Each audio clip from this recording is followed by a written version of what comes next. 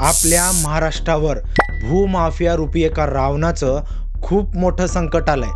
कारण कधी हा माफिया शहरीकरणाच्या नावाखाली महाराष्ट्रातील लाखो शेतकऱ्यांची जमीन बळकावतो, तर कधी हा माफिया राजकारण्यांच्या मुलांना फायदा व्हायला पाहिजे म्हणून महार वतनाची 1800 करोडची जमीन कवडी भावात विकतो, तर कधी हा माफिया विकासाच्या नावाखाली विदर्भ आणि कोकणातील लाखो झाडांची कत्तल करतो.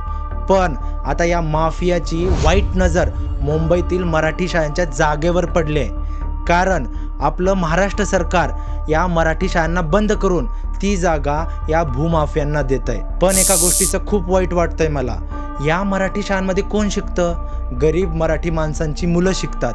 आता ती कुठं जाणार जर शाळा बंद पडल्या तर? अजून एका गोष्टीची मला खूप चिंता वाटते. हा जो भूमाफिया रूपी रावण आहे ना, हा दिवसेंदिवस मोठा होत जातोय. आता तुम्हीच सांगा, या रावणाचा गॉडफादर कोण आहे? या रावणाला कोण पाठबळ देत आहे? तुम्ही कमेंट बॉक्समध्ये सांगू शकता. जय हिंद, जय महाराष्ट्र.